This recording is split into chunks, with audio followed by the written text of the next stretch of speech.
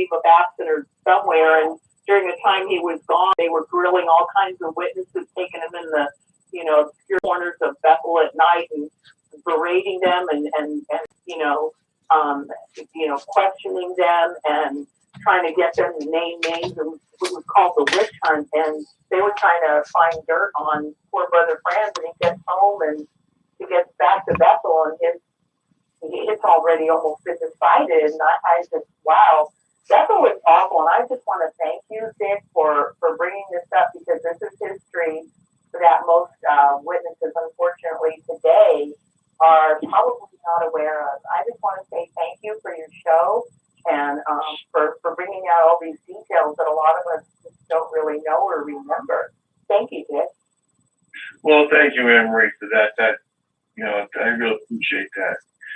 Yeah, there's a lot of stuff that witnesses don't know. I think if you want to spend some time and buy that book or get that book from somewhere, Crisis of Conscience, you'll see how the inner workings of the Watchtower is, how the governing body is, the stuff that they pull off. They're a wicked organization. You can be dedicated to them for 50 years, and they will disfellowship you for telling the truth, as what happened in Rick's case.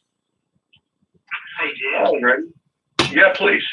Yeah, I tuned in and you'd already started reading that book. It's fantastic. And I just wanted to say everything that you read is absolutely true, because I was privileged.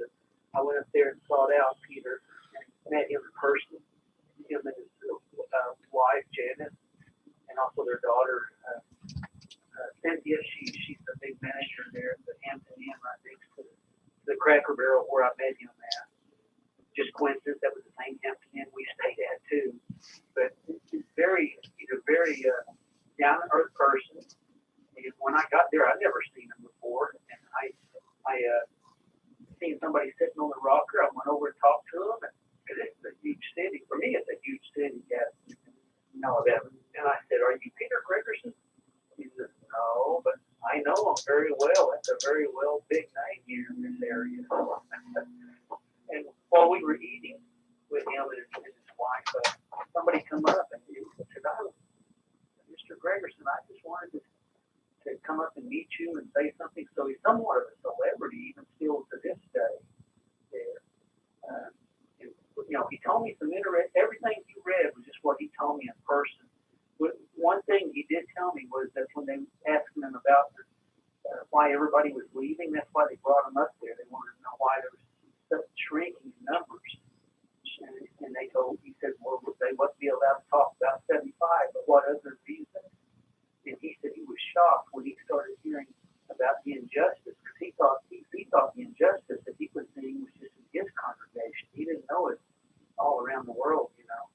People, somebody member does something and they're treated different than if it's an elder or elder's family or something like that. Just the injustice. Well, that's why a lot of people leave when they see an injustice. It's so sad how he told me his sister treated him last time he seen her.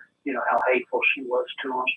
But one other thing, and I'll get off here, but what I found interesting was that when he wrote in his letter to disassociate himself, resign, or whatever, at that time, they was not shunning people who disassociated themselves.